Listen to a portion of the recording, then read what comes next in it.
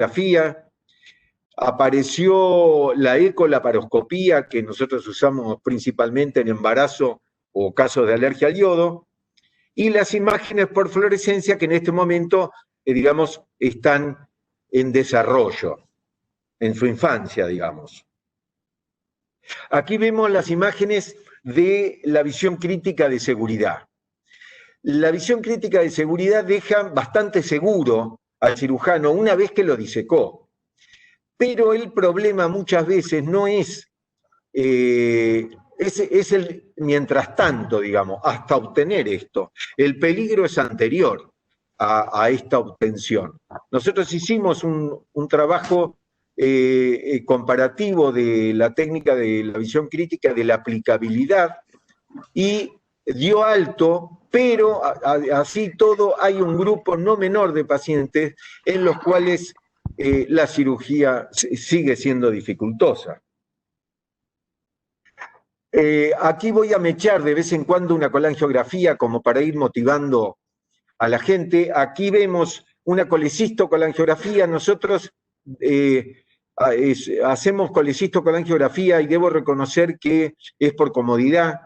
Esta técnica la desarrollamos en 1992 ante la intranquilidad que nos dejaba operar sin colangio. Nosotros veníamos de una época abierta con colangio sistemática y nos dejaban muy intranquilos. Entonces desarrollé esta técnica que en realidad es muy sencilla y que nos está haciendo un mapita. No es lo mismo operar así y ver que tiene dos hepáticos que se van a unir en forma baja, digamos, en el ilio, y que el cístico está yendo prácticamente a la unión de ambos hepáticos. Uno es como que tiene un adelanto de posibles peligros. Vamos a dividir un poco los temas en la colangiografía. ¿Qué rol tiene en la mostración de la anatomía biliar?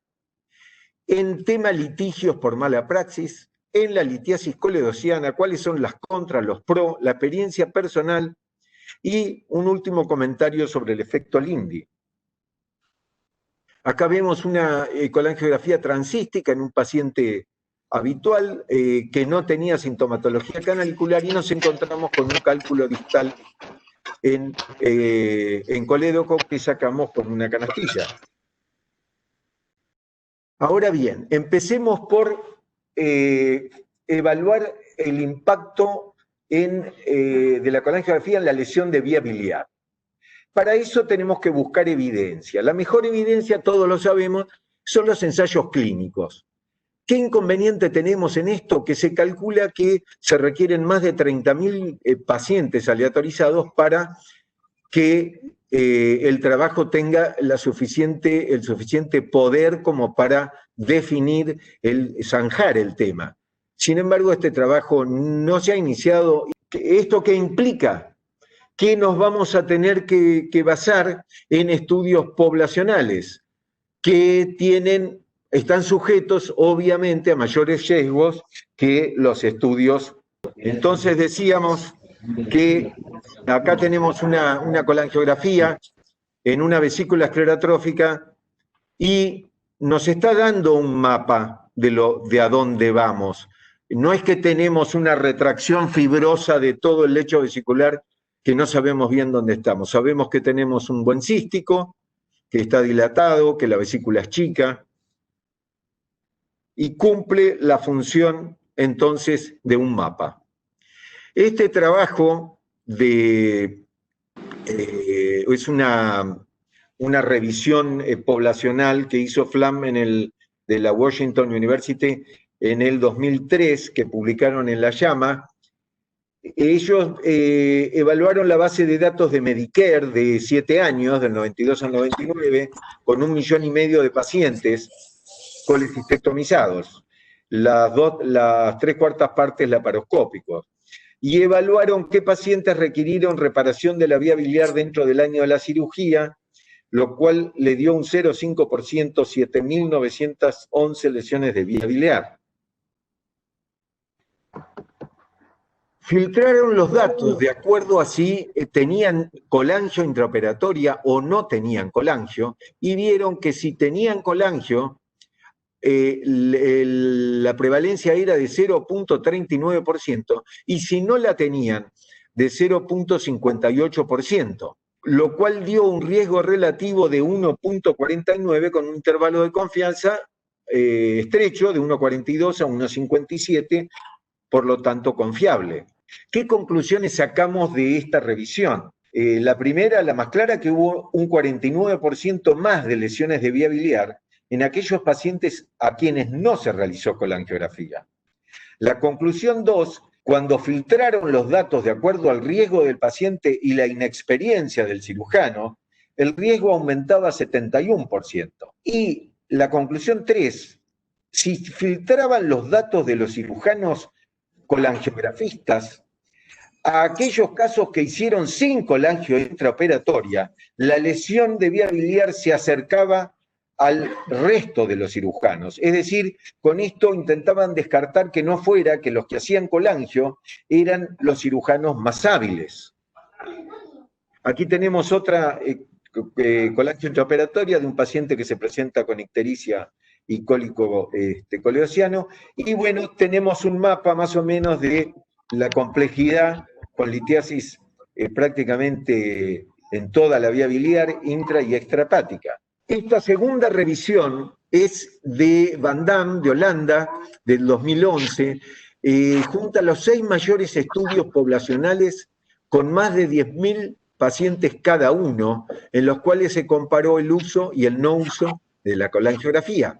Y la odds ratio dio que la colangiografía tenía un efecto protector del 0,67.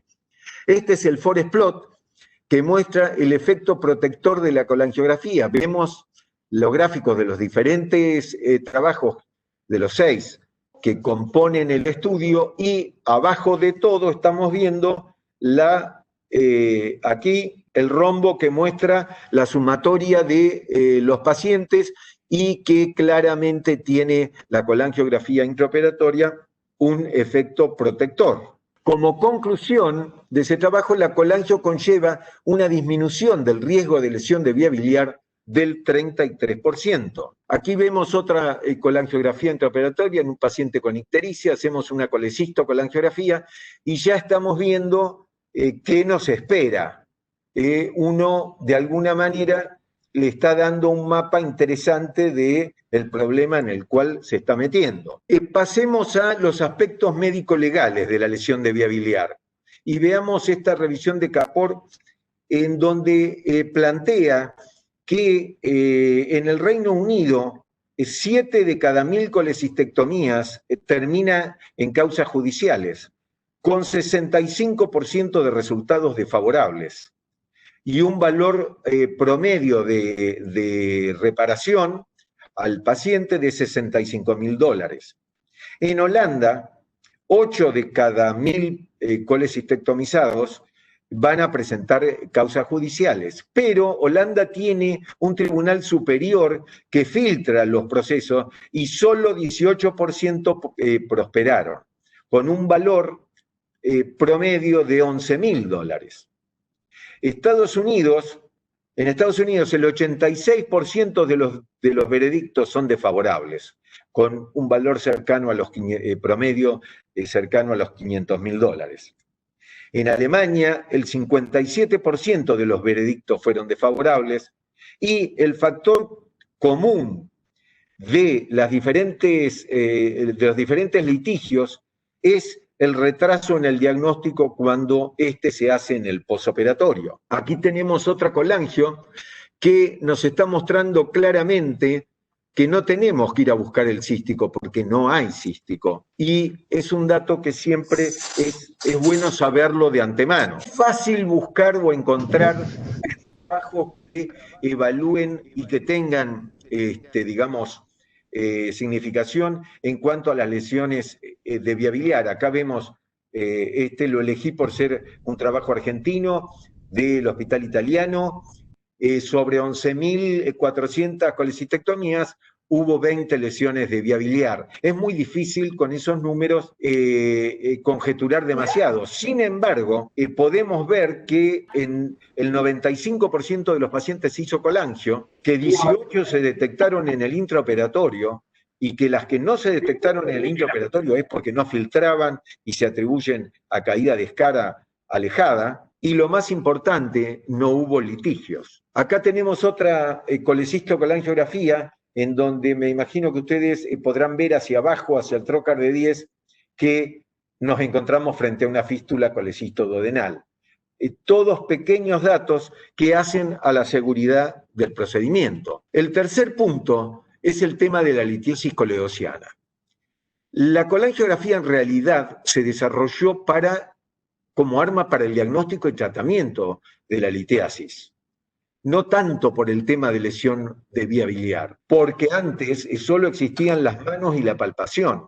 Sin embargo, a partir de los 70, con la incorporación del RCP, la colangiografía empieza a perder la relevancia que tenía, dado que yo empecé antes de la retrógrada y si uno tenía un cálculo olvidado o ignorado, tenía que reoperar al paciente, lo cual era un tema bastante desagradable para el paciente y para uno. En los 90, con el inicio de la laparoscopía, ante las dificultades técnicas de implementación, muchos cirujanos dejaron de realizarla y optaron por derivar a los pacientes con sospecha de litiasis coledociana al endoscopista, generando la resolución de la patología en 2 tiempos. A mí esto me tocó también, las primeras 20 las hice sin colangio y me sentía muy, muy mal, entonces se me ocurrió desarrollar la colecistocolangiografía con bastante satisfacción. Aquí tenemos otra colangiografía transística que nos está mostrando en el problema que tiene la vía biliar de este paciente, y vuelvo al trabajo del Hospital Italiano para mostrar que ellos tuvieron 10% de litiasis coledociana, 1176, el 32% no sospechadas y con un índice de conversión del 2.3%, con la gran parte la resolvieron en forma laparoscópica. Entonces, como conclusión, en sus manos ha sido altamente efectiva para la resolución en un tiempo de la litiasis vesicular y coledociana. Aquí vemos otra colangiografía, no sé si se puede apreciar bien, donde emboca el cístico en la vía biliar, ahí está la piedra impactada, quiere decir que ya sabemos de antemano que no vamos a poder pasar la canastilla por ahí y que nos vamos a tener que ingeniar alguna forma para sacar esa piedra. Bien, punto 4. ¿Qué dificultades reales tenemos para implementar la colangio? Lo primero, el intensificador de imágenes. El costo es de 50 a 100 mil dólares. Si se hace hoy cirugía ortopédica, seguramente se cuenta con el equipo, porque hoy es un sine qua non de la cirugía ortopédica. Pero bueno, hay que reconocer que el costo no es menor. El segundo punto es que la colangiografía no se haya diferenciada dentro del módulo quirúrgico y económicamente hacerla genera costos que no se financian caso a caso. La irradiación genera un riesgo de alrededor del 1 en 100.000 de cáncer, lo cual no es significativo. Y en cuanto al tiempo quirúrgico, esto dependerá obviamente de cada cual. Nosotros presentamos en la revista argentina una evaluación de la colecistocolangiografía versus la transística y nos dio que la colecistocolangio tardamos 5 minutos promedio y la transística 10 minutos promedio. Aquí tenemos otra colangiografía con una gran número de litiasis coledociana. Entonces, los pros de la colangiografía. El principal, la tranquilidad. Frente a una bilirragia, conocemos ya la anatomía. Hay una casi nula posibilidad de evento adverso ligado a la litiasis coledociana ignorada. Y mantenemos un know-how que puede llegar a ser necesario frente a situaciones difíciles. Aquí tenemos otra colecistocolangiografía con que nos está mostrando los cálculos distales y uno arriba ya en el hepático. Los pros, en el caso de haber diagnosticado y tratado una litiasis coledociana, el método es sustentable, ya que esta se factura, estamos hablando en nuestro medio, recordemos que la litiasis coledociana es entre el 3 al 5% en menores de 60 años, pero del 20% en mayores de 70, como presentáramos en la Revista Argentina de Cirugía en el 2012. Y ante una lesión de vía biliar, su reconocimiento y eventual tratamiento ofrece al paciente los mejores resultados, reduciendo el riesgo de litigiosidad. Aquí tenemos otra imagen de una panlitiasis biliar. Y para ir terminando, me gustaría hacer una mención a mi experiencia personal. Yo tengo realizadas 6.200 colecistectomías, 1.700 convencionales y 4.500 laparoscópicas en 40 años, con colangiografía sistemática. Nunca me arrepentí de haberla hecho. Diagnostiqué y traté 900 casos de litiasis coledociana, 300 en la época convencional y 600 laparoscópicos. Diagnostiqué 5 lesiones de vía biliar que produje y las resolví en el intraoperatorio. Ninguna terminó en litigio. Aquí tenemos otra imagen que nos está mostrando que el cístico desemboca bastante abajo y vamos a tener inconvenientes para extraer los cálculos de arriba por una vía transística. En conclusión, la colangiografía intraoperatoria sistemática cumple los siguientes roles. Mantiene un know-how técnico en riesgo de perderse, permite diagnosticar y tratar la litiasis coledociana en un tiempo, disminuyendo costos y evitando situaciones desagradables en el postoperatorio, ayuda al diagnóstico intraoperatorio de la lesión de vía biliar evitando su agravamiento, mejora la calidad de vida del paciente resuelto y disminuye la litigiosidad. Acá tenemos otra panlitiasis biliar. Y para terminar, les quisiera dejar esta reflexión de Nicolás Taleb, pensador, es economista, bastante heterodoxo, que estudia sobre todo la toma de decisiones en situaciones difíciles. Y él retoma, digamos, un tema que se llama efecto Lindy. El Lindy es un bar de Nueva York, a donde van los actores después de trabajar en Broadway, y hace relación al paso del tiempo y sustentabilidad. El mayor tiempo que vayan al bar estas personas, si estas personas se mantienen un año en el bar, quiere decir que su obra va a seguir en cartelera un año más. En todas las ciudades, las grandes capitales del mundo, se generan nuevos cafés, bar, decenas por año. La mayoría desaparece en los primeros 3 a 6 meses y el que supera el año de supervivencia resulta muy probable que siga existiendo al año siguiente. De 10.000 trabajos que aparecen en un año, es muy probable que solo uno siga vigente al año siguiente. Un conocimiento, un libro, una técnica que se mantuvo una generación, es muy probable que se mantenga vigente la generación siguiente.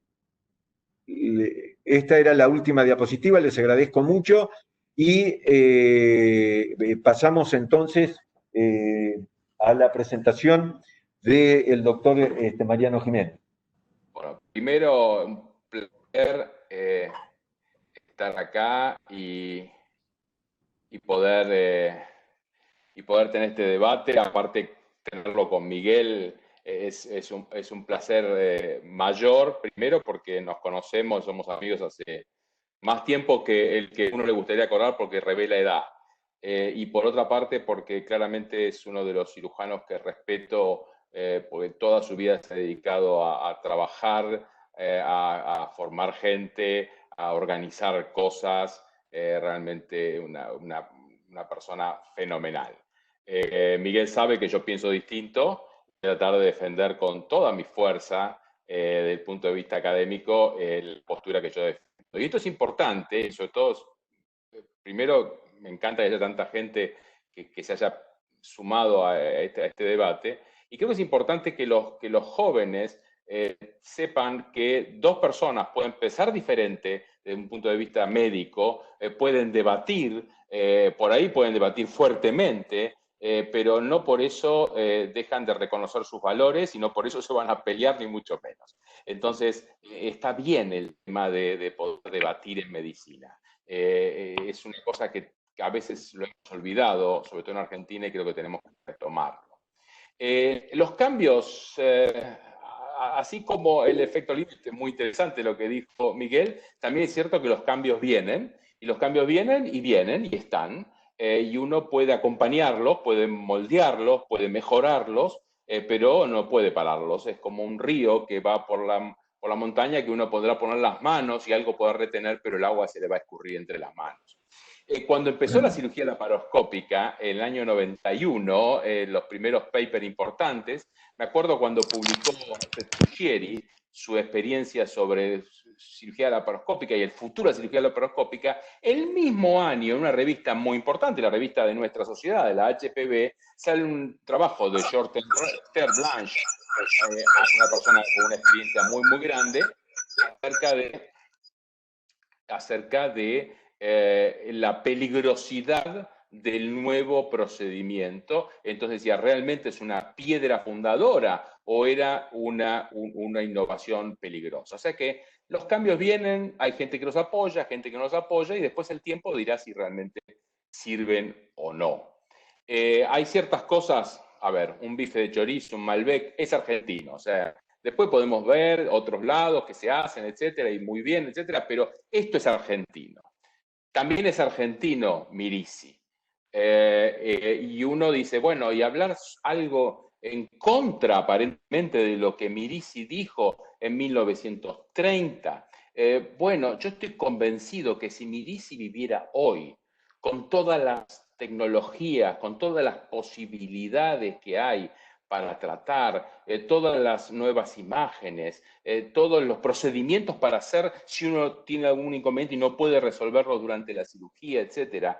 ¿Cómo abriría esto? Posible Mirici estaría en mi lugar defendiendo en este momento la colangiografía, la miricigrafía, como decía Finoquito, que había que nombrarla, que fuera selectiva y no sistemática. O sea que esto es algo que también hay que tener presente.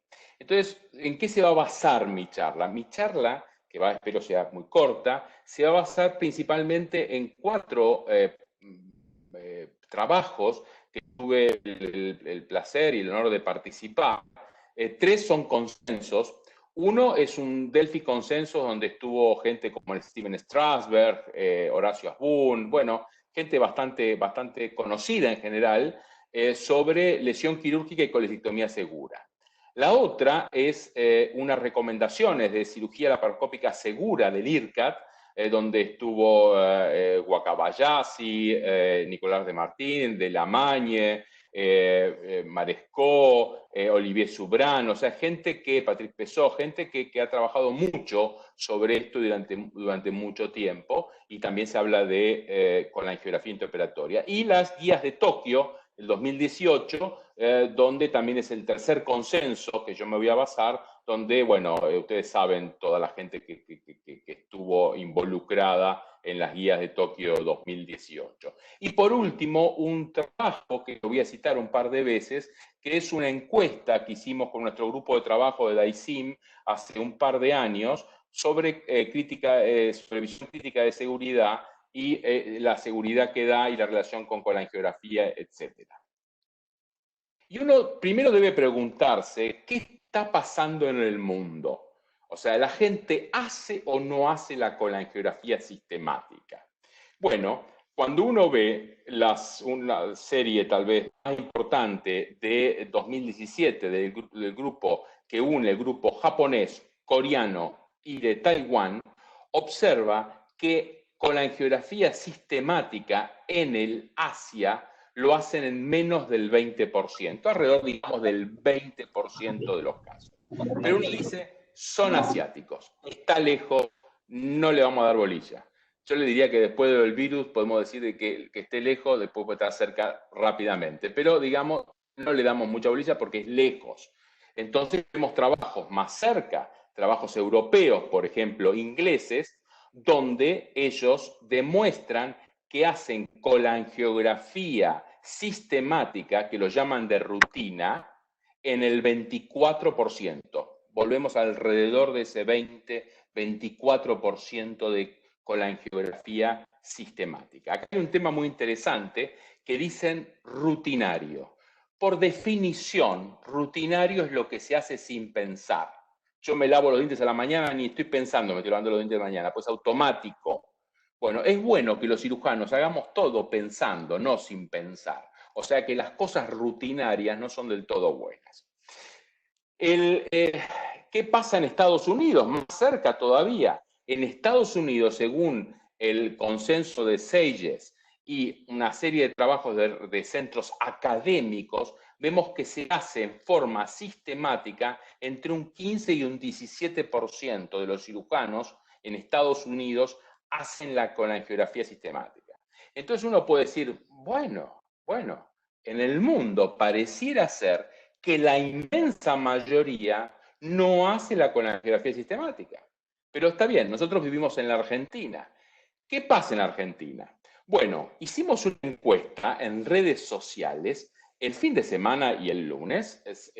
Contestaron 822 cirujanos, lo cual les agradecemos porque fue para este debate y realmente las respuestas fueron muy grande. Nosotros queríamos llegar a 450 y estábamos muy ilusionados que íbamos a llegar a 450 y en 3 días llegamos a 822 respuestas.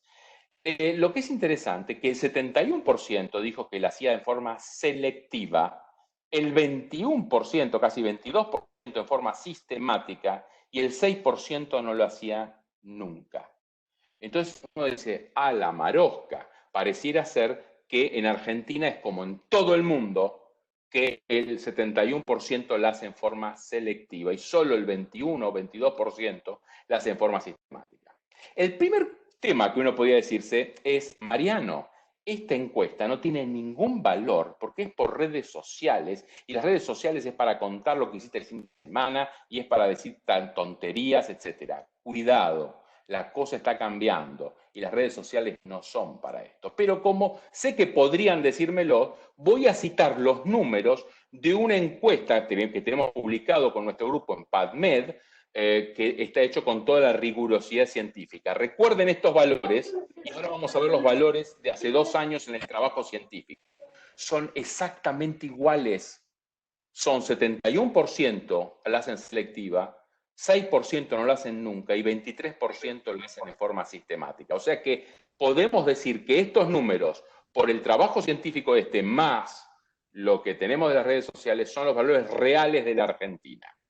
Y la pregunta entonces que uno se puede hacer es, ¿se puede defender un método como el gol estándar? ¿Se puede decir que es el método que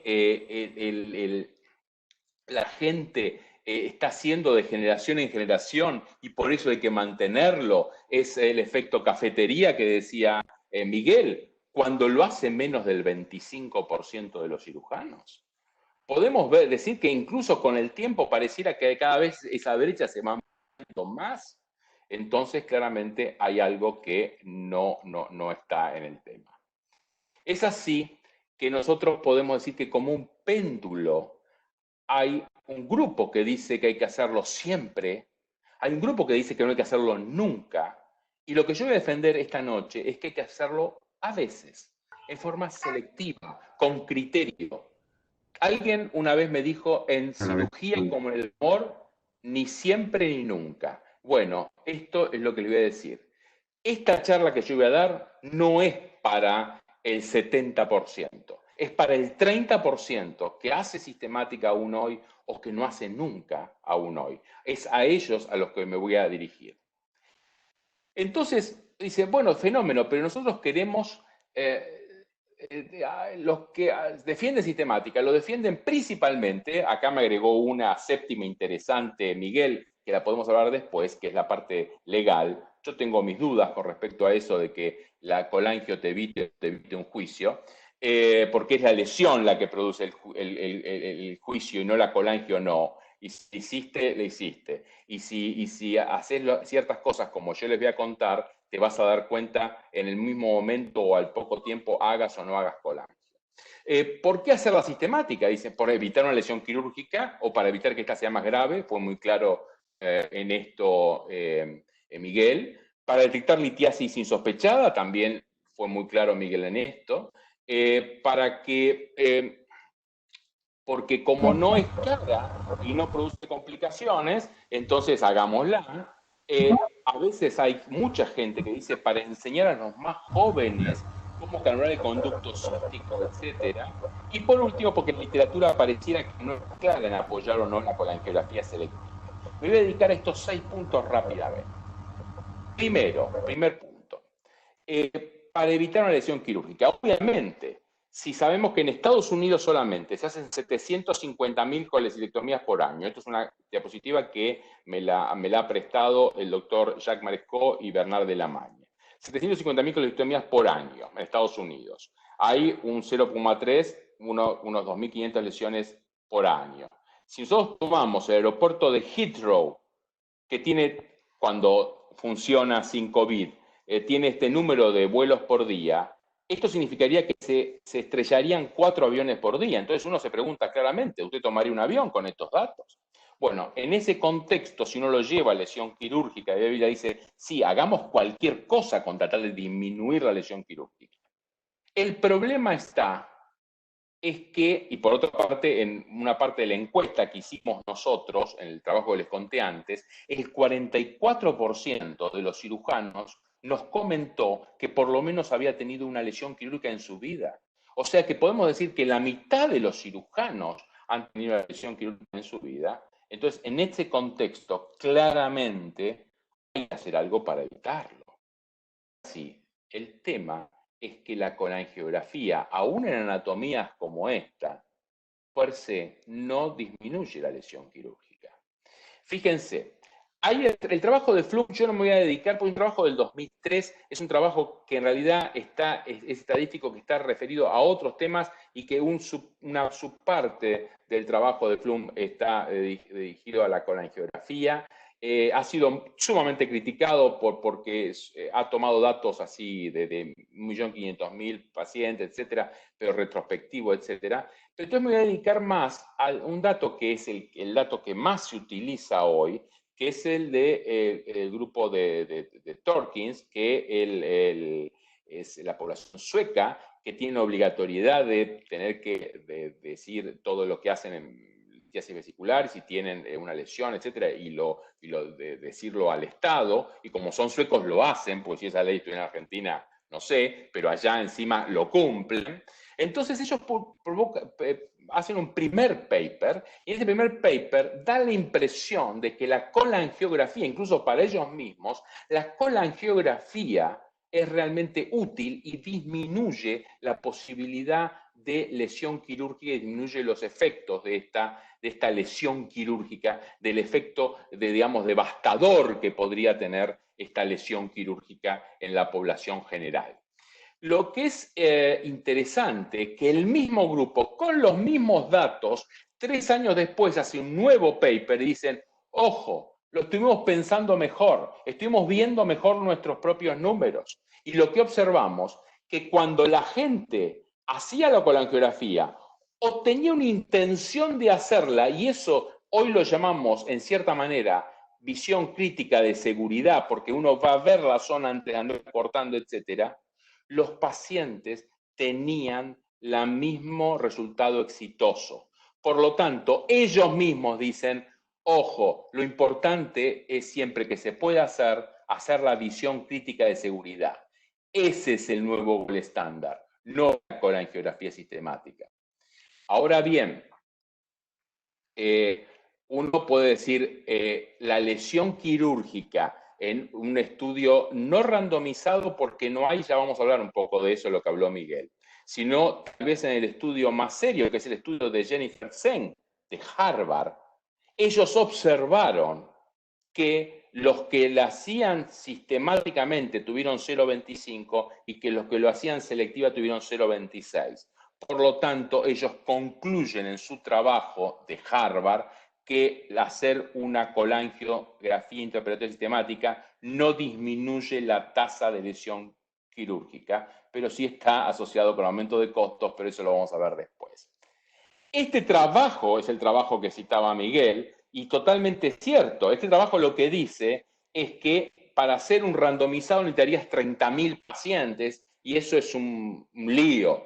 Pero lo que también dice ese trabajo en la conclusión es que aparte no tiene sentido porque ya se sabe que no importa la colangiografía para la lesión quirúrgica. O sea que el mismo trabajo que Miguel citó para hablar de los 30.000 casos que harían falta, dice en su conclusión que igual no se preocupen porque ya se sabe que la colangiografía no sirve por sí misma para disminuir las lesiones quirúrgicas de vía biliar.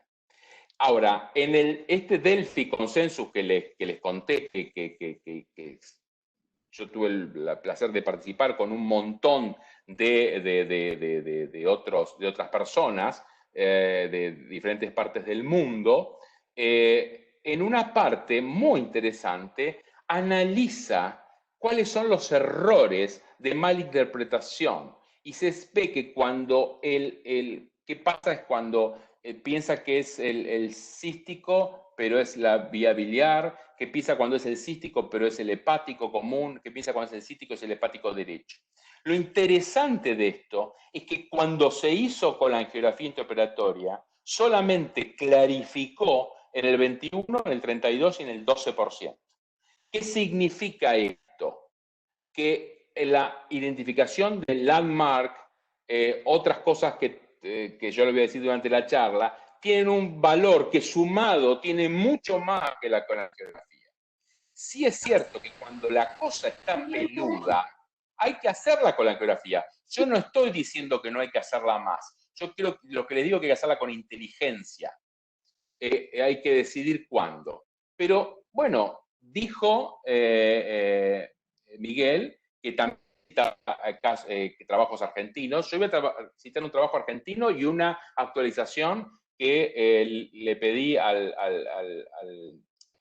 doctor Ricardo Odi, y le agradezco mucho que me la dio hoy, a febrero del 2020 los números que ellos tienen. Lo interesante es que ellos en el CEMIC, un centro muy importante de Argentina, de Buenos Aires, hacen la colangiografía de forma selectiva. Y ustedes ven que a cifras de hoy la hacen en el 22% de los pacientes. Lo que es interesante del trabajo es que cuando ellos analizaron las lesiones quirúrgicas, si bien no lo hicieron con la angiografía sistemática, sino selectiva, a todas las lesiones graves las diagnosticaron en el intraoperatorio. ¿Qué significa esto? Que si uno hace una cirugía con determinados parámetros, con visión crítica de seguridad, con parámetros anatómicos, etcétera, aunque tenga la desgracia de tener una lesión quirúrgica de biliar, uno puede diagnosticarla. Y por supuesto, si la tiene, ahí le darán también una colangio, seguirá adelante con todo el algoritmo de manejo. Pero bueno, uno dice, está bien. Bueno, Mariano, claramente es contundente el tema acerca de la bibliografía y acerca de la idea de la colangiografía para la lesión quirúrgica. Pero ¿sabes qué? Yo quiero hacer colangiografía para detectar litiasis coledociana insospechada. ¿Por qué digo insospechada? Porque si es sospechada, porque tenga fosfatasa alcalina aumentada, porque tenga cólicos, antecedentes de ictericia, etc., ese paciente o irá a una resonancia magnética preoperatoria, o irá a una colangiotroma endoscópica preoperatoria, o irá claramente a una cirugía que va a tener una colangiografía intraoperatoria. Es para el caso que sea insospechada donde uno podría discutir. Entonces, en ese contexto hay un trabajo que para mí me parece fantástico. Es del Annals of Surgery. Yo no sé cómo el comité de ética del Annals of Surgery aprobó este trabajo, pero existe y le voy a contar ahora. Este trabajo se lo hizo casi a 1.000 pacientes que le hicieron colangiografía. En el 4,6% hay imágenes compatibles con litos. Ahí está la parte que éticamente cuestionable, porque en lugar de resolverle el problema, le dejan un catéter transcístico. En ese catéter transcístico le hacen a las 48 horas una nueva colangiografía, y ahí observan que 12 de los 46 eran falsos positivos, o aire, etc. Y todos los trabajos hablan de esto. Y esto es el primer detalle importante. Si uno toma resolución por litiasis sospechadas, puede tener un porcentaje no despreciable de pacientes que no tenían litiasis, o sea, falsos positivos. Y esto conllevaría a hacer una serie de maniobras que no tendrían que haberse hecho. Pero lo que hicieron esta gente es, le dejaron el catéter transcístico, no lo resolvieron, y a las 6 semanas le hicieron una nueva colangio, y 12 de esos 34, que realmente eran cálculos, habían pasado en forma espontánea, y ellos dicen entonces que la frecuencia real de litiasis insospechada persistente es de 2,2%. Entonces ellos mismos dicen, en Annals of Surgery, ¿tendría sentido hacer con la angiografía el 98% de personas que no tienen, incluso con la posibilidad de falsos positivos o de falsos negativos que podían no tenerlo y tenerlo? Es más, en otro trabajo, es un trabajo australiano reciente de este año, ustedes ven que el porcentaje de litiasis coledociano insospechado es del 3,2% y ellos, en las burbujas, es del 0,4%. Entonces ustedes podrán decirme, fenómeno, pero estos datos de litiasis coledociana insospechada son del primer mundo, son de Estados Unidos, son de Australia, pero acá la cosa es diferente. Entonces, yo decidí ir a buscar el trabajo del grupo de mi coordinador y mi contrincante, de Enrique Canepa y Miguel Stati, donde también está un radiólogo, para mí uno de los mejores de Argentina, que es Huber Valdivia, que es el que vio las imágenes, porque esto es un trabajo que fue prospectivo randomizado, o sea, estuvieron muy encima de los datos de estos pacientes. Ahí lo que observaron, que 8 pacientes tenían litiasis coledociana, pero de los 8, la mitad tenían fosfatasa alcalina bastante por encima de lo normal. Esos pacientes nosotros le haríamos una colangioresonancia, le hubiéramos mandado o a hacer ERCP o le hubiéramos mandado seguramente nosotros a que Mariano Palermo de nuestro grupo le sacara los cálculos por vía transística coledociana. O sea que en realidad estamos hablando de 4. Esto significa que la litiasis coledociana insospechada en este trabajo fue del 2,8%. O sea que claramente fue de 4 de 141 pacientes. La litiasis insospechada es baja en la Argentina. Por supuesto es más alta en gente más grande, pero cuando uno ve toda la bolsa de gente que opera, es 2,8, es alrededor, y que da la casualidad que es exactamente o muy parecida a la literatura internacional. Por otra parte, el trabajo, que es un trabajo en el cual estuvieron muy atentos, no fue el residente el que vio la imagen la vieron todos, inclusive vio las imágenes, el jefe de radiología, tuvieron un 0,7% de litiasis coledociana residual con colangio normal. ¿Qué significa esto? Tuvieron un falso negativo. O sea, la colangiografía per se, y es algo lógico, tiene un porcentaje menor de falsos positivos y falsos negativos. Falsos negativos que no llevarían a hacer ningún tipo de tratamiento porque estaría catalogado como normal, y falsos positivos que es peor porque harían tratamientos que tienen su costo y tienen su mortalidad y que baja, pero la tienen, y que no estarían indicados.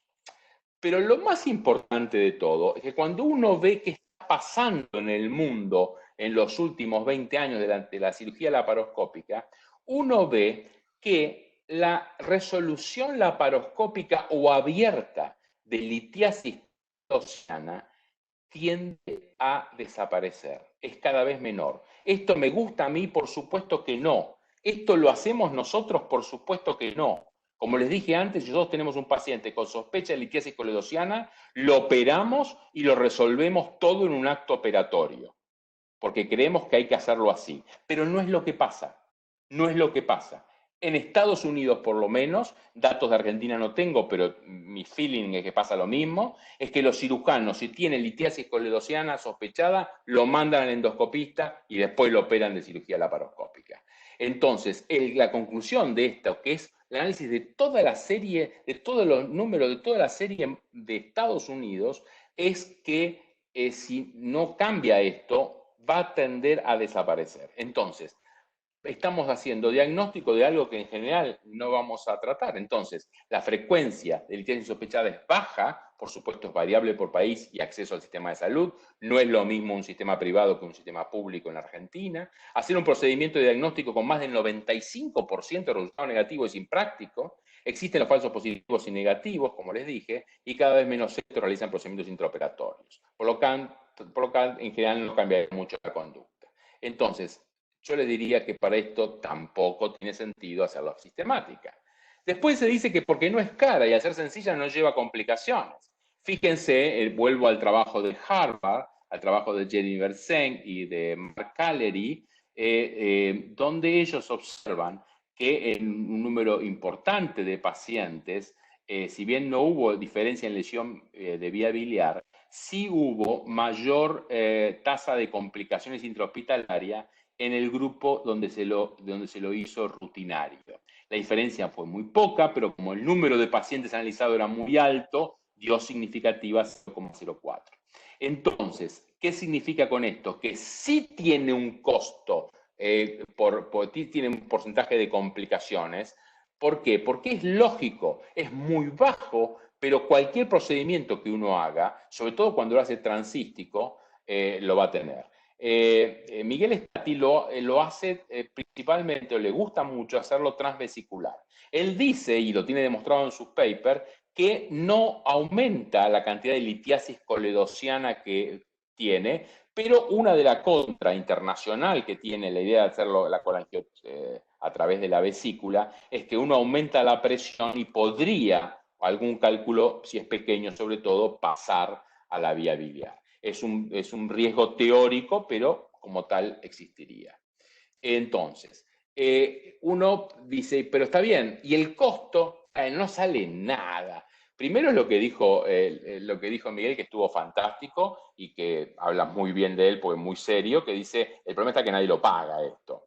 El tema es que en Estados Unidos, en ese estudio de Harvard, vieron que tenía un costo y que ese costo en el estudio que ellos analizaron fue un aumento de 8 millones y medio de dólares por hacer la colangiografía. Está bien que en Estados Unidos todo es más caro y no es aplicable a nuestro medio, pero sí tiene un costo. O sea que uno podría decir que aumenta el costo y conlleva un mayor número de complicaciones. Las dos son menores, si se quiere, pero no es cierto de que hagamos las cosas pues total no tiene.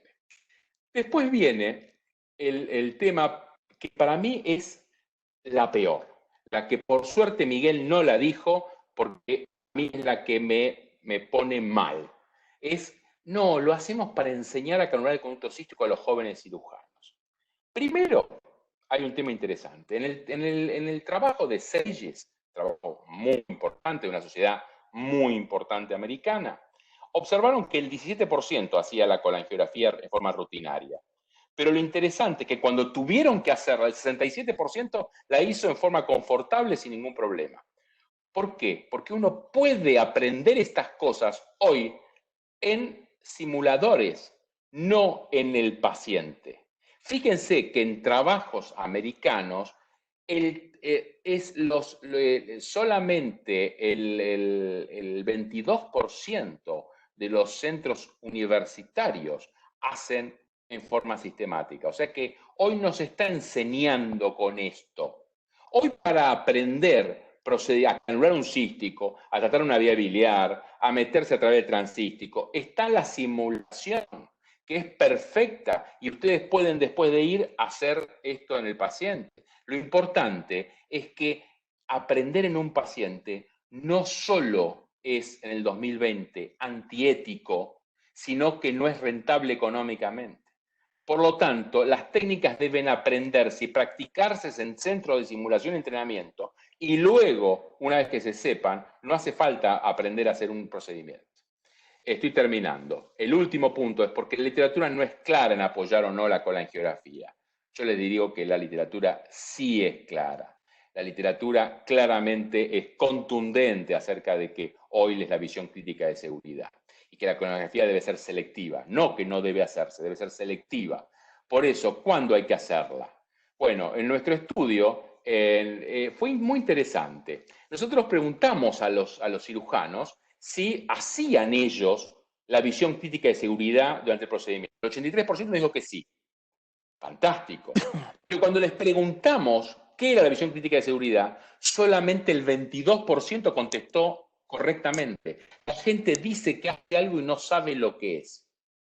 Entonces, cuando analizamos la lesión quirúrgica de vía biliar, vimos que significativamente tenían menos lesión los que sí sabían que era la visión crítica de seguridad. O sea que pareciera que esto sí tiene importancia. En el mismo nivel, les cuento de ideas, les cuento un trabajo actual donde tuvieron 0,6 de lesión quirúrgica, 8,8 de complicaciones, y de ellos agarraron 65 videos que habían grabado cirugías y vieron el report quirúrgico. El 80% de los reports quirúrgicos decía que el cirujano había hecho visión crítica de seguridad. Cuando vieron los videos, solamente el 18,7% había hecho la visión crítica de seguridad. O sea, los cirujanos hablamos de algo que no hacemos. Lo escribimos que lo hicimos y no lo hicimos. ¿Esto por qué es? Esto por múltiples factores. Primero, porque nadie nos explicó. Segundo, es porque nadie insistió. Y tercero, es porque algunos de los que estamos en posición de liderazgo podríamos no estar de acuerdo con esto. Yo sí estoy de acuerdo con esto.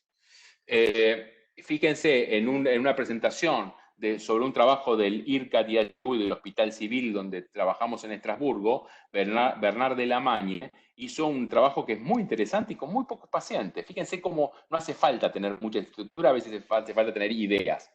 Lo que hizo él es, antes de hablar con los médicos, vio 59 videos y vio que solamente el 24,5% hacían visión crítica de seguridad. Después tuvo una charla y después de la charla tuvo otra charla, porque hay que estar encima, y después de eso vio que subió al 58% hacían visión crítica de seguridad. Acá hay dos cosas interesantes. Primero es que hay que insistir. Segundo es que aunque insistas, a veces no la hacen. Y tercero es que a veces no podés hacerla por cuestiones locales. Entonces, uno puede ver que el Annals of Surgery, estoy terminando, el Annals of Surgery de este año da las guías de recomendación en un paper, hay un montón de amigos, yo no me termina de gustar este paper, pero tiene, la primera pregunta es si es importante la visión crítica, dicen que es claramente importante la visión crítica de seguridad, y después dicen sobre la colangiografía, dice que la colangiografía hay que hacerla en cuadros agudos vesiculares cuando la cosa está difícil. Y estoy totalmente de acuerdo con esto. La colangiografía es una garantía de calidad y reducción de costos en el manejo inmediato de la lesión de vía biliar y debería ser sistemático frente a una identificación difícil del conducto cístico. Si ustedes no pueden ver la estructura, tienen que opacificar la vía biliar. Es así, y esto lo voy a pasar, es así que para mejorar la visión crítica de seguridad, se está hablando cada vez más, y este es un trabajo del grupo nuestro en Estrasburgo, el grupo que yo soy parte, el grupo de Maresco, no es el grupo mío, sino es el grupo que yo soy parte de él, donde hacen para mejorar la visión crítica de seguridad el verde endocianina. No es para reemplazar a la colangia interoperatoria, es para mejorar la visión crítica de seguridad. Es así que nosotros planteamos este algoritmo de manejo. Ante una cirugía laparoscópica, hacer visión crítica de seguridad. Si está todo bien, claro, etcétera, hacer la resección y punto. Si no, por supuesto, si el paciente tuvo antecedentes, todo eso lo descarto, que tuvo antecedentes de litiasis o tuvo fosfatasa, etcétera. Pensamos que no tuvo nada de eso. Entonces, el paciente, si no fue clara la visión crítica de seguridad, hacemos la colangia interoperatoria. Si es clara, se hace la resección. Si no es clara o no se puede hacer porque realmente todo era un pegote, habría que ir a colectomía parcial o subtotal. La fluorescencia, en realidad, el verde lo que hace es mejorar la visión crítica de seguridad. ¿Qué pasa? Y bueno, en las guías de Tokio, esto fue un tema de discusión muy importante, durante las guías de Tokio, es ¿Qué pasa cuando la cosa está difícil? Cuando la colangio no se puede hacer o no es clara, cuando la visión crítica de ciudad no se puede hacer o no es clara. Entonces hay tres opciones. Uno es una subtotal, la otra es convertir y la otra es empezar desde arriba a abajo. La conversión a cirugía abierta hoy no la recomienda nadie para disminuir lesión quirúrgica o para ir más seguro. No la recomienda nadie. La otra es ir de arriba a abajo, la recomiendan los asiáticos en general. Pero el resto del mundo fuertemente hoy dice que hay que hacer, y estoy de acuerdo, hay que hacer subtotal cuando la cosa viene difícil.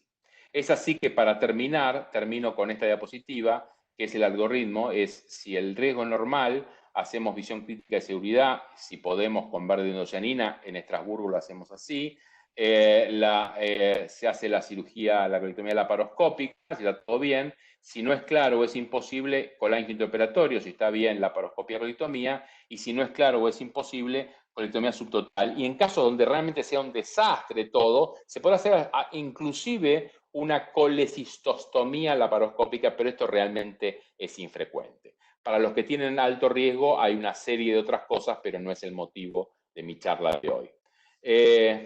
A ver, me unen muchas cosas con Miguel Stati y con el Hospital Privado de la Comunidad de Mar del Plata. Amistad con mucha gente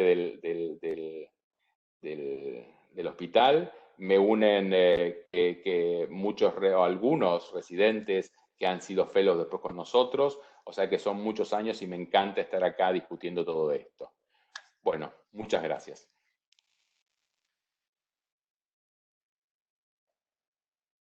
Bueno, excelente a ambos expositores.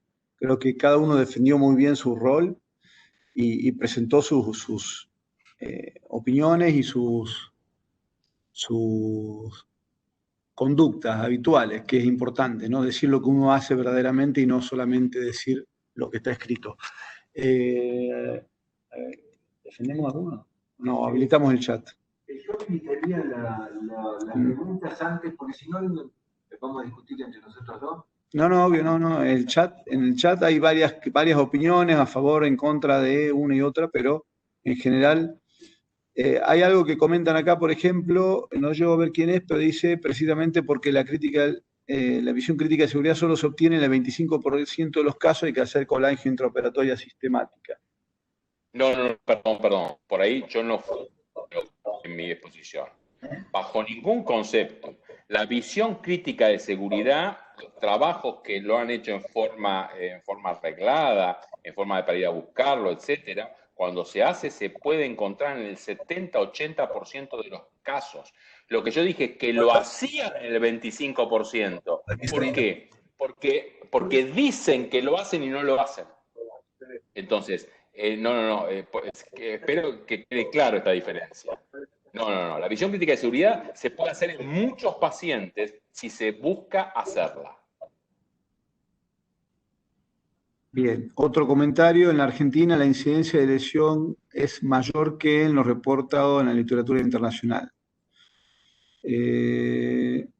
No dice quién lo escribió. No, y eso lamentablemente, no sé qué pensabas, Miguel, pero lamentablemente los números en Argentina son muy endebles. No somos como los suecos que le dicen que tienen que decir todas las cosas malas que le pasan y lo decimos, ¿no? Nosotros los grupos que nos dedicamos a tratar lesión quirúrgica de biliar, nos pasa muchas veces que no podemos creer ni en los partes quirúrgicos. A veces sí, pero a veces no. Mariano, hago una pregunta, aprovechando que tengo el micrófono, pero cualquiera puede hacer otras preguntas al micrófono o por chat. Estaría bueno que se agite un poquitito el debate, está muy interesante. Si seguís la corriente de la colangio no, por todos los... colangio selectiva, está perfecto, no la colangio no. ¿Por qué seguís la corriente de tratamiento en un tiempo si en el mundo la corriente es no? Bueno, nosotros coincidimos, ¿eh? O sea, pero totalmente. Bueno. Pero te voy a decir por qué nosotros lo hacemos y por qué la gente no lo hace. No es el motivo de la discusión esta, pero, no, claro. pero te digo, nosotros estamos convencidos que es mejor tratar todo en un tiempo y que el paciente se vaya con el tema resuelto y no y que vaya antes a una colangio, etcétera, a una colangio endoscópica. Y por otra parte, porque dentro de mi equipo lo tenemos a Mariano Palermo, que tiene una experiencia fenomenal y tiene resultados fenomenales. Pero es cierto que lo que paga la diferencia no cubre los costos que uno tiene. El mayor tiempo quirúrgico hace que todo el mundo en quirófano te diga de todo por lo que te das. Le tenés que decir que estás tratando una litiasis coloidal, no le importa nada al jefe de quirófano, etc. Entonces, en definitiva, es mucho más fácil que te lo resuelvan antes y te lo manden. Y como la verdad la bibliografía, salvo un paper que encontré ahora y se lo mandé a Mariano Palermo, que es un paper nuevo, donde hay un randomizado que sí habla de que es mejor, todos los demás, el de la Annals of Surgery, todos los demás dicen que da lo mismo. Entonces la gente dice, mira, por lo que me pagan, el coso, me dicen de todo porque tardo. Bueno, pero yo creo que es mejor. Bien. Volviendo al tema del debate, una opinión del doctor Lada. ¿Qué opinan ambos disertantes de la critical view más colangio intraoperatorio? Miguel. Bueno, es que yo lo hago. Nosotros hicimos, como bien dijiste vos, también hicimos una revisión, no una revisión, sino un ensayo clínico de visión crítica en seguridad y ver muy bien planteó uno de los cirujanos que la visión crítica es muy buena cuando se puede hacer y muy peligrosa cuando no se puede hacer. Y tiene mucha razón. Nosotros pudimos hacer la visión crítica de seguridad estándar, digamos, en el 85% de los pacientes.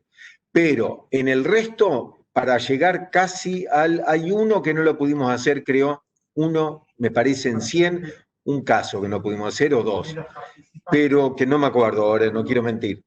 Pero bueno, nos fuimos de fondo a cuello, ahí aumentamos muchísimo la posibilidad de llegar a la visión crítica de seguridad, y nos tocó un caso que nos tuvimos que ir, a hacer una colecistostomía, irnos, y el resto los pudimos resolver. Pero bueno, ¿a qué voy? Que nosotros sí creo que es peligroso. La visión crítica de seguridad es muy buena cuando se puede hacer y muy peligrosa cuando no se puede hacer. Cuando está sellado abajo, si vamos a insistir demasiado, va a ser un problema. No es lo que uno ve en la literatura, no, en la pero claro, uno publica lo que le va bien, no publica lo que le va mal. Nosotros, por ejemplo, yo creo que el abordaje de el triángulo de Calot habitual por la cara anterior, que era muy bueno en la cirugía abierta, porque esa era la visión, no estoy tan seguro que sea bueno en la cirugía laparoscópica, donde la visión es inferior y la mejor cara es la posterior, no la anterior. Entonces, yo busco la visión crítica de seguridad desde la cara posterior de la vesícula, desplegando la vesícula hacia arriba, no de arriba hacia abajo que me voy al hepático derecho. En concreto, yo hago ambas cosas, hago la colangio y hago la visión crítica de seguridad siempre que se puede.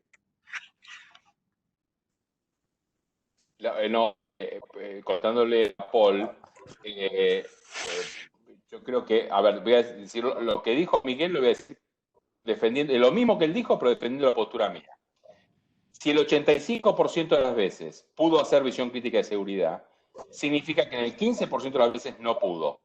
Si yo estoy diciendo que realmente la gente que lo hace de forma selectiva hace 22%, arriba de 25% de colangios, estamos sabiendo que hay un overlapping ahí. Entonces, la visión crítica de seguridad, cuando la cosa no progresa, cuando no se puede, no seguir hasta romper algo, sino parar ahí y hacer colangio. Yo agregaría algo que hace Miguel y que está muy cuestionado en la literatura, pero que a mí me encanta. De hecho, yo se lo relaté y se lo defendí en la Academia de Cirugía hace ya 6 años, la colangio transística. Yo creo que el colangio la colangio transvesicular. Yo creo que es un buen truco ese, es un muy buen truco si hacerlo sistemático eso, pero sí, cuando la cosa está difícil, hacerlo puede ayudar bastante. Puede ayudar bastante. Pero bueno, me parece que lo que no hay que ser es dogmático. No hay que ser ni dogmático de la colangiografía, y de eso estamos hablando mi charla hoy, pues tampoco ser dogmático de la visión crítica de seguridad. Hay que usarla cuando hay que usarla. Son parte de un algoritmo. Buenas noches, ¿se puede hacer una pregunta? Sí, claro que sí.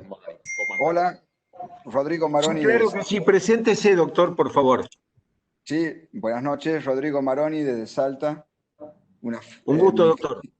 ¿Qué tal? Mis felicitaciones a ambos disertantes. Saludo a Enrique Canepa, a Mariano y a ustedes, doctor Stati.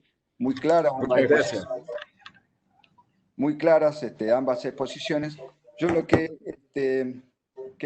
quería resaltar solamente dos aspectos por ahí se han pasado de costado, que son en cuanto a la disección del triángulo de Calot, la exposición de dos elementos y nada más que dos elementos, en que estamos trabajando en una colestectomía en el área del cuerpo que tiene la mayor cantidad de variaciones anatómicas, tanto a nivel vascular como a nivel biliar. Por eso, en esos casos sí tiene un argumento más a favor, una colangiografía sistemática, más allá de tener o no tener en nuestro holograma mental una anatomía que nos parece normal. Y el otro comentario que me gustaría hacer para tirarlo en el debate es que hoy en día en los sistemas de salud privado, la exploración transística de la vía biliar muchas veces o en la mayoría o todas, no está reconocida a la hora de la práctica quirúrgica.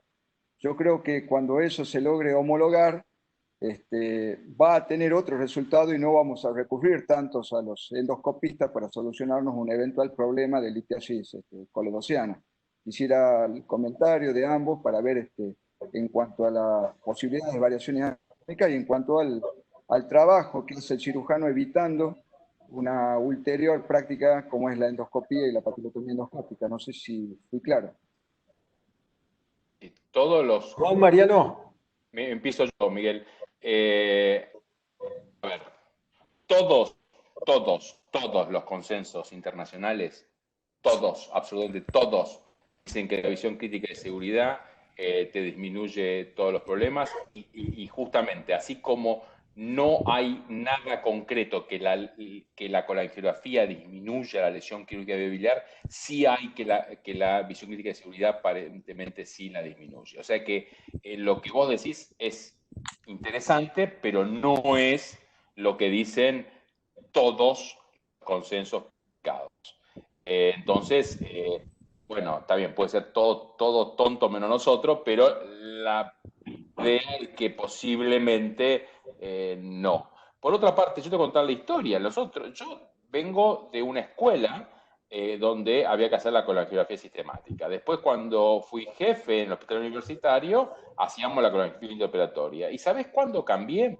Cuando yo veía que a la tarde iba a hacer los casos, las cirugías, y no hacía colangiografía intraoperatoria sistemática. Entonces yo decía, a la mañana soy sistemático y a la tarde soy selectivo. Que yo odio a mis pacientes de la tarde, aunque me dan de comer. Entonces, no. Y después me di cuenta, no, que tal vez estoy haciendo algo que no tiene sentido. Lo hago porque siempre me dijeron que tenía que hacerlo.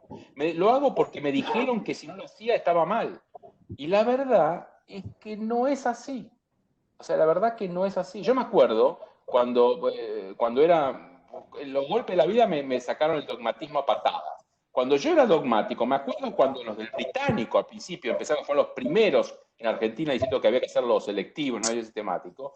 Yo decía, esta gente está loca, esta gente quiere matar a los pacientes. Yo estaba convencido de que eran unos locos.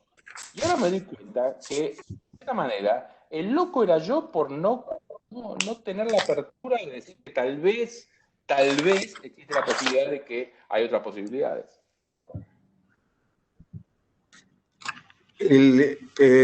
Mi posición, bueno, yo ya la dije. Es cierto que hay mucho de hábito.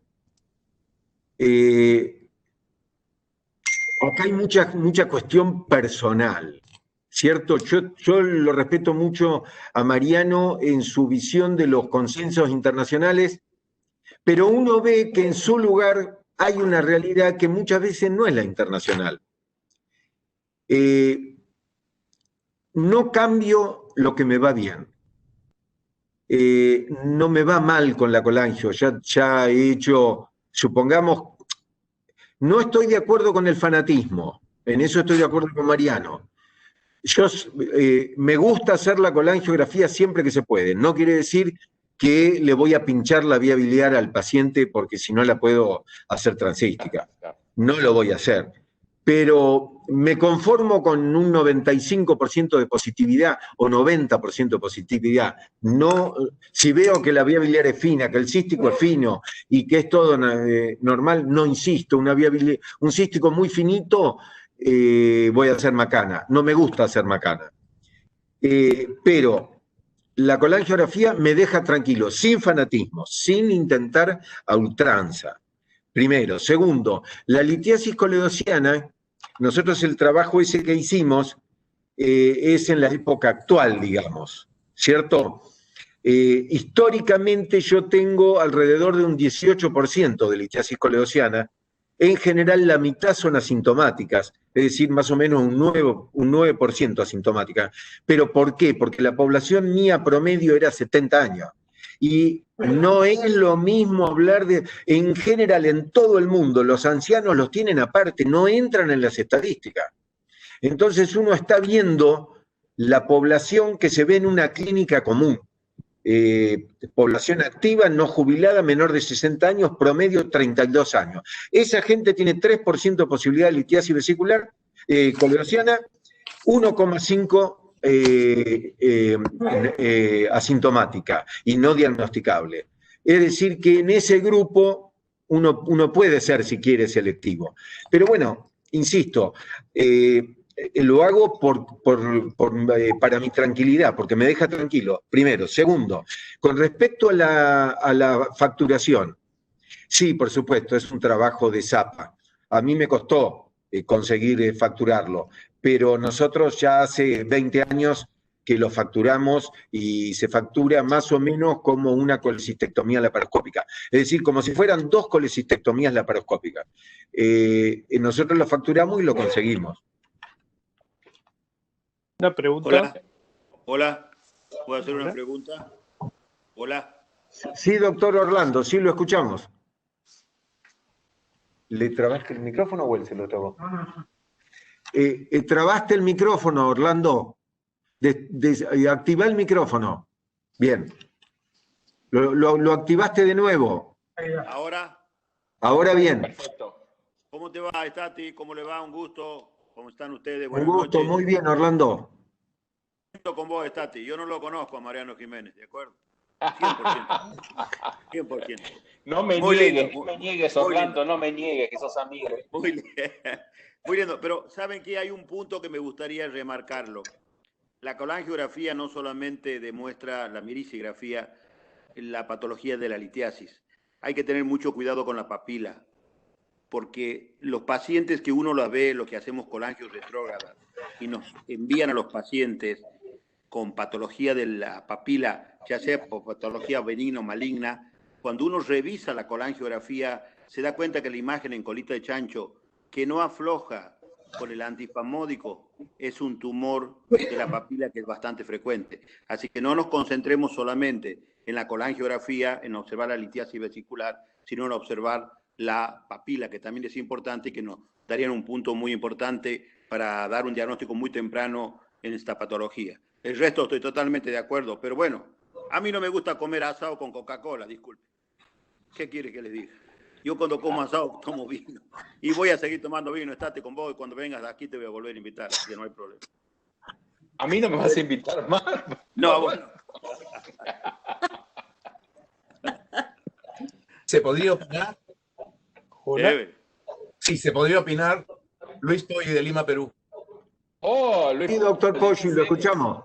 ¿Cómo estás? Oye, gracias. En primer lugar, saludarlos y felicitarlos porque este tipo de cosas hace que nos veamos más frecuentes y que intercambiemos de una manera casi familiar nuestros puntos de vista. Yo creo que hemos estado muy atentos, a pesar de que Mariano ya nos atosiga con su presencia tan firme, pero su característica de didacta y de maestro hace de que esté muy frecuente. Nos agrada verlos y creo que todos los que tenemos algo de profesores dentro nos gusta mostrar y opinar. En este caso yo quería dar varias opiniones. En primer lugar, yo creo que la colangiografía, yo concuerdo con Mariano, yo partí en colangiografía obligatoria, me formé con Bismuth en el año 82 y definitivamente regresé a Perú y era colangiografía, pero con el tiempo aprendí a hacerla selectiva y nuestra selectividad va alrededor del 20-25%. Primer lugar. Segundo lugar, la colangio debe de leerla el cirujano. Definitivamente debe de leerla, no debe depender de ningún radiólogo, y esto es ver y ver y ver y ver.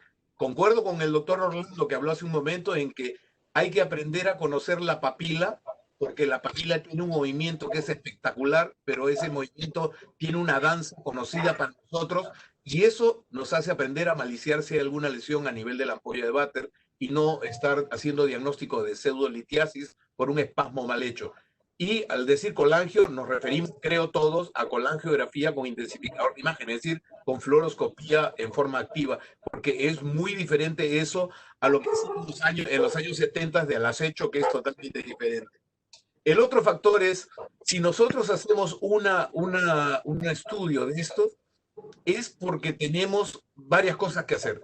Uno, resolver el problema. Y para resolver el problema tenemos que tener todo el equipamiento y todo el entrenamiento del caso. Es decir, tener coledocoscopía, sondas de Doppler, sondas de balón, la pinza de Maciarello, etcétera, etcétera, para poder hacer una buena resolución y salir airosos del asunto. Nuestro factor de error en colangiografía de más de casi 450 exploraciones de vía biliar que tenemos es del 0.29. Por tanto, yo creo que estamos dentro de algo aceptable. Y nuestros costos, concuerdo en lo que dice el doctor Stati, nuestros costos en Latinoamérica son infinitamente más baratos que los americanos. Por esa razón, nuestro costo-beneficio es más beneficio que nuestro costo. Y por esa razón es que la hacemos, y yo creo que en nuestras manos la posibilidad de pancreatitis, la posibilidad de fracaso o de hacer un daño por hacer una exploración es bastante mínimo. Y eso es algo que nosotros debemos quedar claro, pero sí requiere de un equipamiento completo y de un entrenamiento completo. Si el colega que está trabajando no lo sabe hacer y tiene al costado un médico que sí lo sabe hacer y todo el equipamiento, debe de llamarlo, o de lo contrario, cerrar, mandarlo al gastroenterólogo para un IRCP y después ver la manera de entrenarse. Pero yo creo que en líneas generales es el factor, ¿no? O sea, si hacemos colangiografía es porque tenemos sospechas de algo que no estaba calculado, bioquímica normal, ecografía normal, todo normal, y encontramos un cístico de 1 centímetro. Ojo con eso, que ahí hay algo. Y la visión crítica, concuerdo también con el doctor Stati, en el caso nuestro la vemos en el 50%, y esto con Mariano lo hemos discutido en los cursos de HPV. No es fácil, hay veces, y hay veces por buscarla mucho, terminamos nosotros haciendo un daño, pero yo creo que ¿en qué momento es el momento crítico para decir, paro acá y hago una parcial? De lo cual yo tampoco no estoy muy de acuerdo con las parciales, pero para una persona que tiene poco entrenamiento, la parcial es una salida airosa sin dañar al paciente. Y esto puede ayudarlo al paciente a resolver y al médico a resolver y salir del problema en la fase superaguda. Habrá que revisar, no lo sé, pero eso es una posibilidad. Eso es lo que yo quería operar. Es un tema que me encanta a mí, la parte de pato biliar, en especial la biliar. Yo trabajo muchísimo y tenemos mucho entusiasmo. Creemos que somos los cirujanos más baratos. Es más, la literatura en la biblioteca Cochrane, siempre que hace exploración de vía biliar, terminan diciendo dos cosas. Dice, es igual que se haga por cirugía o que se haga por IRCP. Ambas tienen éxito. Es cierto que la IRCP tiene un poco más de morbilidad, pero la laparoscopía requiere de un equipamiento completo. Concluyen, si estás en condiciones de hacer un estudio completo, con todo el equipamiento completo, para realizarla exitosamente, preferimos la laparoscópica porque es más barata, más efectiva, resuelve de todo punto de vista en costo y en hospitalización. Y en eso estoy yo, Creemos que tenemos esos resultados de acuerdo a lo que dice la Cochrane, que ha revisado esto en el 2009, en el 2011, en el 2014 y en el 2018. Y es exactamente la misma condición. Los endoscopistas cada vez están más expertos, y por esa razón es que nos hacen una competencia bastante dura, y bastante difícil. En Estados Unidos, por costos, es que lo mandan todo al endoscopista, pero si fuera más barato, te aseguro que sería más quirúrgica que otra cosa. No sé, la opinión de Mariano y de Stati en todo este comentario me encantaría, y saludarlos a los dos queridos amigos. Mariano, ¿querés empezar vos? No, Miguel. Está... Yo ya hablé mucho. Bueno, creo que estoy de acuerdo. La patología es regional. Uno ve resultados, yo veo resultados de pancreatitis y en cada lugar es diferente. Unos tienen 25% de casos graves, otros tienen 1%. Es muy variable. Yo creo que uno debe ser criterioso y revisar lo que le pasa. Como dice el doctor Poggi, él revisa lo que él hace y ve esos resultados. Si uno tiene un alto índice, como nos pasaba a nosotros cuando operábamos primordialmente ancianos, que nos encontrábamos con pacientes asintomáticos, con vía biliar llena de cálculo, uno es como que lo de selectivo se le empieza a cambiar. Es cierto que si mira la vía biliar se da cuenta que está dilatada y que podría, digamos, eventualmente, yo no digo que selectivo no se podría, está mal. Yo lo que no me gusta de selectivo es que a veces me da la sensación que hay gente, yo creo que Mariano, como bien lo dice, lo hace selectivo, el doctor Poggi, pero yo a veces escucho eso de selectivo, pero es una excusa. La realidad es que no la hace, porque no la tiene, porque le tiene que sacar el equipo a los traumatólogos. Y en realidad de selectivo es para quedar bien, digamos. Ese es un tema. El otro tema es que el know-how, cómo poner el paciente en la camilla, qué camilla usar, el equipo, cómo ponerlo. Si uno no hace ese ejercicio, se pierde. Y yo no estoy tan seguro, digamos, que cuando uno lo necesite porque está en problemas, las cosas le salgan tan fácil. Si es rápido, yo mostraba el trabajo nuestro de ese al que se refirió Mariano, de la colangio, son 5 minutos, de punto a punto, 5 minutos, qué sé yo. Y uno vio la anatomía. No me parece que sea algo, digamos, es cierto que, a ver, esos 5 minutos incluye a los intención de tratar, ¿no? Porque fallamos, que no quiero equivocarme, pero creo que no se pudo hacer en cerca de un 10% o más. Ese 10% que se hizo transístico, se incluyó el tiempo como intención de tratar en la colangio, ¿no? La realidad es que es menos. El que se puede hacer, digamos, es menos. Es 3 minutos y está hecho. Entonces, el primer tema, la colangiografía selectiva, yo no es que esté en desacuerdo, me deja muy tranquilo hacerla de rutina. Y no me cuesta, digamos, ya estoy habituado y me cuesta más cambiar de hábito que seguir con el mismo hábito, obviamente. Y con respecto a la visión crítica de seguridad, me encanta, pero yo no diría el 50%, nosotros lo revisamos en 100 pacientes y nos dio 80, yo no me quiero equivocar, no está Agostina, pero creo que era 85% que lo pudimos hacer con la visión crítica estándar. Es cierto que nosotros lo miramos de abajo en general, no vamos al calot, porque le tengo miedo al calot. Ir de arriba para abajo me parece peligroso. Me parece más seguro ir de abajo para arriba, o posterior hacia anterior, digamos. Pero la idea es ver el calot igual, ¿no? Bien. Mariano, ¿podría hacer un comentario? Alberto Carbañer de Paraná, ¿cómo le va? Sí, como no, encantado, Alberto. Mucho gusto. Yo quiero hablar de una realidad, y es la siguiente. Mucha gente que veo no hace la colangiografía intraoperatoria porque lo que no se ve no nos duele.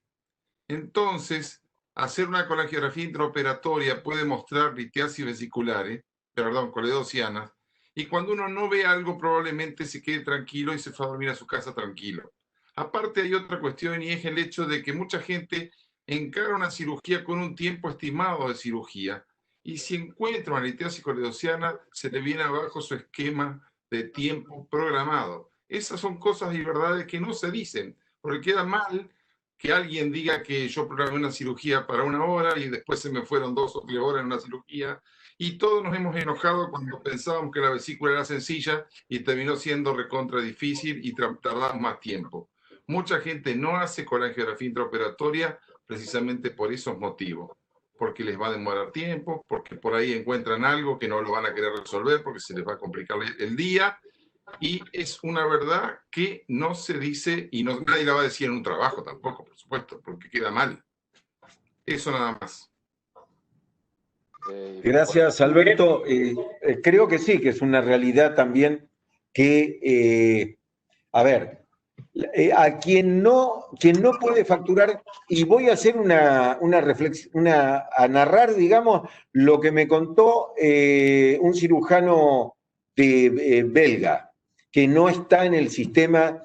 En Bélgica están los académicos y los que trabajan en los hospitales, pero que no son académicos, que trabajan por facturación, por prestación. Bueno, él no hacía exploración de vía biliar, ni colangio, ni exploración, porque no se la pagaban. Entonces no iba a perder tiempo. Y yo creo que mucho de esto es por eso. Yo tengo la suerte de tener una institución detrás que me respalda, digamos, cuando le hago el planteo al prepago o a la obra social de que me tiene que pagar la prestación, y entonces he conseguido que la mayor parte de las obras sociales y prepagos aquí en Mar del Plata nos paguen lo que facturamos por exploración de vía biliar, que obviamente tiene sus costos, porque tiene equipos, tiene canastillas, tiene pinzas, tiene trabajo y tiempo. Pero estoy de acuerdo que mucho es el tema del tiempo. A veces antes, yo me acuerdo, se anotaban 4 cirugías y uno quería estar libre a las 2 de la tarde. Claro, si encuentra algo, se le complicaron los tiempos, es cierto. Una cosa para Tito y Miguel. A ver, delincuente hay todo en todos lados y personas así no prístinas hay en todos lados. Pero acá estamos hablando de otro tema, el tema de si tiene indicación médica o no tiene indicación médica, y yo creo que es claro, desde mi punto de vista, que no la tiene. Sí, también yo lo acepto que si uno se siente cómodo haciendo una técnica quirúrgica, que la haga. Es como decir, no, vamos a imponer que van a hacer la técnica americana o van a hacer la técnica francesa. No, hacela que te sentís más cómodo. Si te sentís más cómodo haciendo colangio, hacela. Pero claramente no hay nada contundente en la bibliografía para hacerla. Y si no la haces, no es que estás condenado al fuego de los infiernos académicos. Entonces, y después cada uno haga si lo hace bien, que lo haga, la técnica que haga, pero que sepan, sobre todo los jóvenes, que no tienen obligación. Y la otra cosa es que varios preguntaban en el chat acerca de, bueno, pero si somos residentes, estamos en formación. No, por favor, no se puede aprender hoy con pacientes técnicas que no harían falta, pero así ya se van haciendo la mano para otra cosa. Por favor, esto no. Hoy se puede aprender en simuladores, que no hace falta tener simuladores de $100.000. Se pueden tener cajas y cosas inteligentes para aprender canulaciones, etcétera, mecánicas que se pueden hacer con 20 pesos. Está el doctor Boretti por ahí. ¿Qué tal? Buenas noches. ¿Cómo les va? Bueno, Miguel, Mariano, siempre escucharlo es siempre tiempo ganado. Me encantaron las 2 presentaciones. En un momento creo haber visto más de 200 y pico de personas en el chat, lo que muestra que la cirugía de todos los días es muy convocante y la gran mayoría de todos nosotros estamos en el interior, realmente es la cirugía de todos los días. Por eso es sumamente importante escucharlos. Ustedes son formadores de opinión y ahí va mi agradecimiento. Solamente 2 cosas, y agradezco a Miguel que lo haya dicho. Miguel comentó algo sobre grupo etario que él maneja en patología vesicular. La realidad nuestra es totalmente opuesta, el promedio es 43 años, entonces el relacionado a la litiasis esclerosiana siempre es mucho menor. Por lo tanto, uno a veces cambia de conducta, y en mi caso particular lo hago no en forma sistemática, de rutina. Con respecto a la visión crítica de seguridad, y eso por ahí Miguel lo sabe muy bien, yo hago una modificación a la visión crítica descrita en su momento por Stan, que es siempre disecar a la izquierda de la imagen de la arteria y el ganglio. Nunca involucrar o que me quede la arteria y el ganglio dentro para verlo perfectamente bien. Siempre la disección es interna en la cara izquierda de la arteria y el ganglio. Eso solamente como un aporte. Y volviendo, que me gustó mucho el término peluda que dio Mariano en la charla, cuando una vesícula se pone peluda, yo quiero agradecerle a Miguel Stati haber visto cientos de colangiografías, no por el hecho de la cuestión técnica de canular el cístico, sino por interpretar la imagen. Y cuando se pone peluda es más que importante. Muchas gracias. Es cierto, muy cierto. Está el doctor Muchas gracias, Juan. Miguel, está el doctor Ricardo Odi, que Sí. del CEMIC. Ricardo, ¿puedes abrir tu micrófono?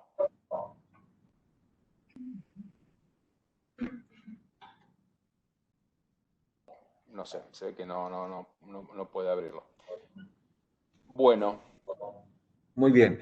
Le agradezco al doctor Boretti, que fue el que hizo la revisión de los 1000 casos de litiasis coledoceana, es decir, de colangiografía en litiasis vesicular, y ahí evaluamos por grupo etario la frecuencia de litiasis coledoceana. Ahí vimos que los menores de 60 años eran un grupo aparte, los menores de 30, si mal no me acuerdo, son otro grupo aparte, que hay que tener en cuenta, porque también tienen más frecuencia de litiasis coledoceana, y los mayores de 60 años empieza a duplicar por décadas la prevalencia de litiasis coledoceana. Ese es un trabajo que realizó el doctor Boretti. Y bueno, no me queda más, Mariano, que agradecerte la idea, que agradecerte que propusieras este tema, que por lo visto es bastante convocante, digamos, y nos hemos entretenido los dos un rato. Un abrazo grande y muchas gracias a todos.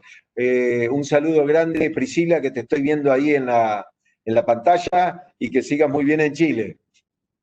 Hasta muy pronto. Juan, un abrazo grande. Saludos a todos. Saludos, gracias.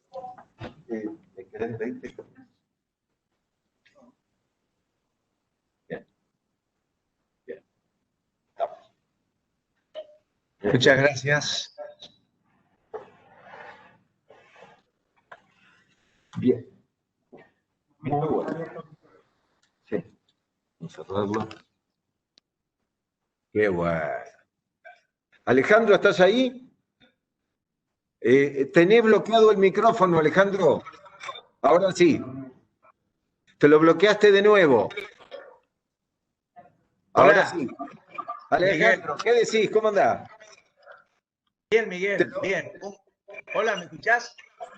Sí, Alejandro, te escucho.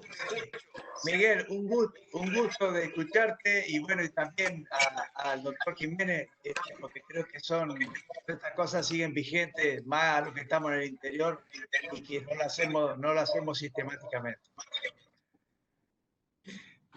Un gusto escucharte, Alejandro, muchos cariños a tu familia y un abrazo muy grande.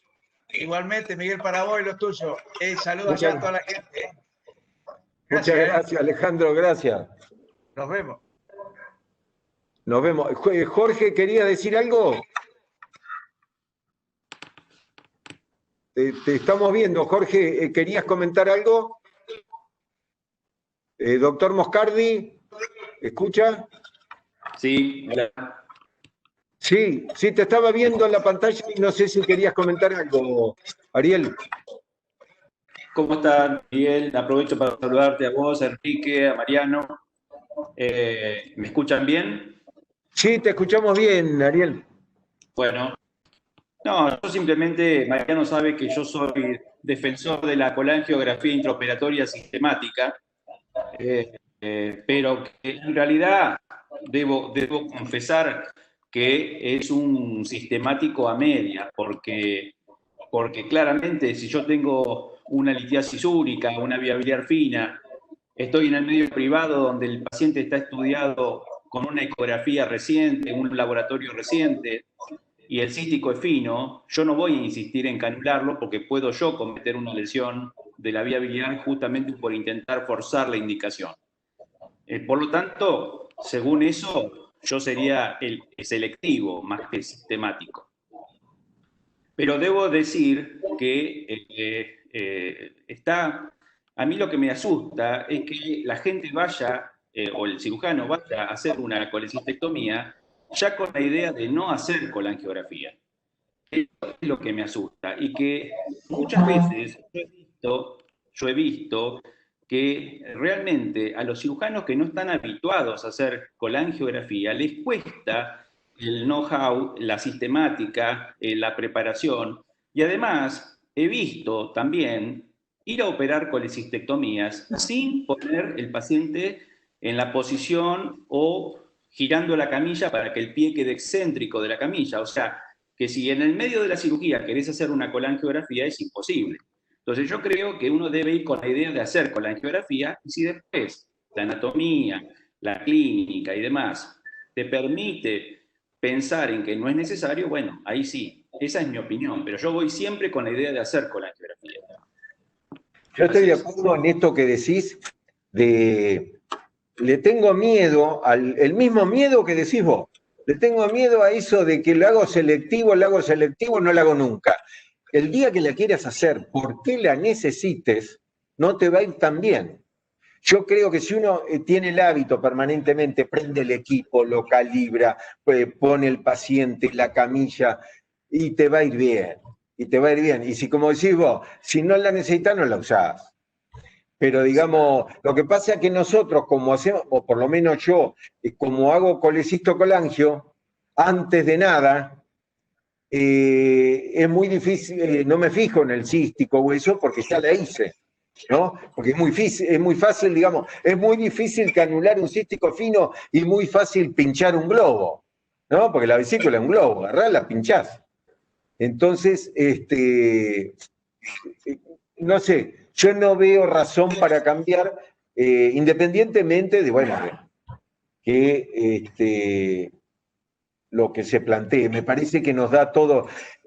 Yo comenté un poco lo que presentó el italiano, que no tuvieron demandas, y mi experiencia personal con 5 casos, de que no tuve demanda en 40 años, y no me voy a arriesgar. Una sola demanda te puede arruinar 10 años de vida. ¿Para qué? ¿Para qué? ¿No? Totalmente. Felicito a los dos por la aceptación. Un gusto, que sigas muy bien. Y bueno, nos estaremos viendo si Dios quiere. Saludos.